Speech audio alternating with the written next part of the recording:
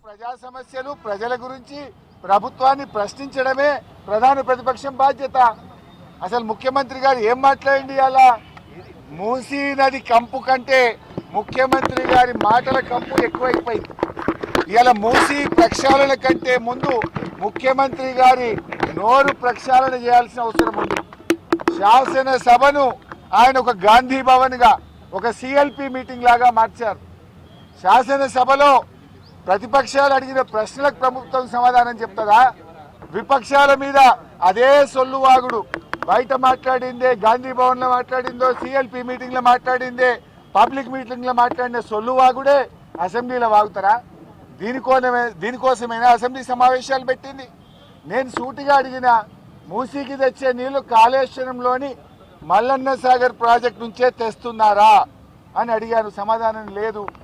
మూసీకి మేము వ్యతిరేకం కాదు, మూసీలో పేదల ఇండ్ల కూల్చివేతకు వ్యతిరేకం. ఆ పేదలకు 2013 చట్టం ప్రకారంగా డబ్బులు ఇచ్చారా? ఇస్తే వివరాలు చెప్పండి అని అడిగాం. ₹1 ఇవ్వలేదు. వాళ్ళ ఇండ్లు కూలగొట్టి కేసీఆర్ గారు కట్టించిన డబుల్ బెడ్రూమ్లు ఇచ్చి పంపించారు.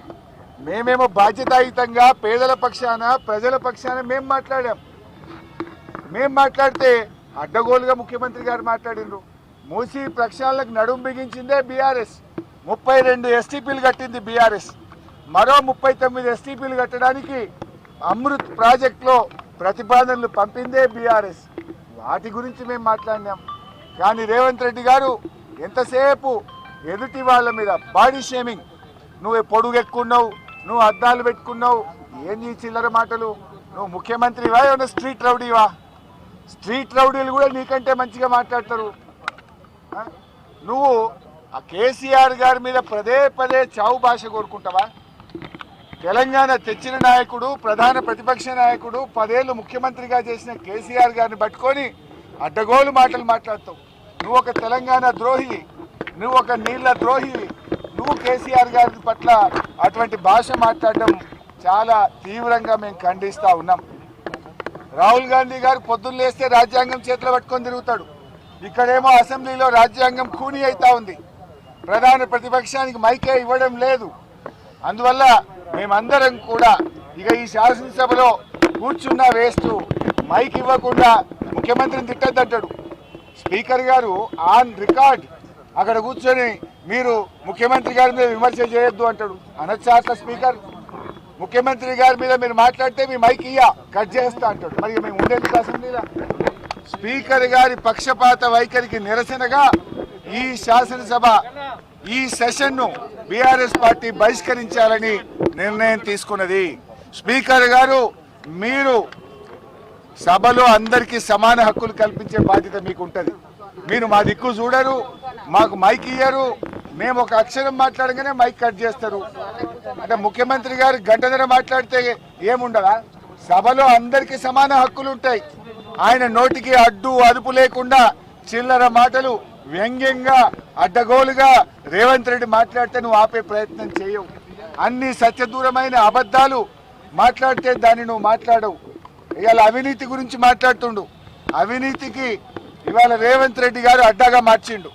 రాష్ట్రంలో ఎప్పుడు లేని ఇవాళ ఏ బిల్డింగ్కు పర్మిషన్ రావాలన్నా, యూసీ ఇవ్వాలన్నా స్క్వేర్ ఫీట్కు ఒక ఆర్ఆర్ ట్యాక్స్ పెట్టిండు. ఆర్ఆర్ ట్యాక్స్ పెట్టింది నువ్వు కాదా?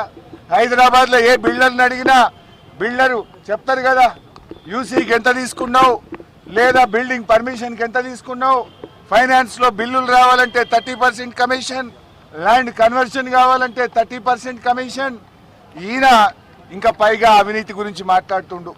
అసలు నీకు మాట్లాడే నైతికత ఉందా? ఈ రాష్ట్రాన్ని అవినీతిమయం చేసినావు. ఫైల్ కదలాలంటే ఒక రేట్, పని కావాలంటే ఒక రేట్, అన్నిటికీ అఫీషియల్గా కరప్షన్కు కూడా ధరలు నిర్ణయించిన నువ్వు మా గురించి మాట్లాడతావా? ఇవాళ ఈ ప్రభుత్వం యొక్క తీరును, శాసనసభ నడుస్తున్నటువంటి తీరు, స్పీకర్ గారి వ్యవహార శైలి ఇలా చాలా దారుణంగా ప్రజాస్వామ్య విలువలు పడిపోయే విధంగా ఉన్నాయి. మా గొంతు నొక్కుతా ఉన్నారు, మాకు మైకు ఇవ్వడం లేదు. సభలో ఏకపక్షంగా నడుస్తున్నటువంటి తీరుకు నిరసనగా ఈ ప్రభుత్వానికి వైఖరికి, స్పీకర్ గారి వైఖరికి నిరసనగా ఈ శాసనసభ సమావేశాలను బీఆర్ఎస్ పార్టీ బాయ్కాట్ చేస్తుంది. పూర్తిగా బాయ్కాట్, మళ్ళీ ఎలా సార్ పూర్తిగా బాయ్కాట్ చేస్తున్నారు సమావేశాలు? కావచ్చు, ఈ సంవత్సరం కావచ్చు, రోజు రోజుకు దిగజారిపోతూ ఉంది. మనం పక్క రాష్ట్రాల శాసనసభలు చూసి నవ్వుకునే వాళ్ళం గతంలో, మన శాసనసభ ఎంత పద్ధతిగా నడుస్తుంది అని చెప్పి. కానీ ఇవాళ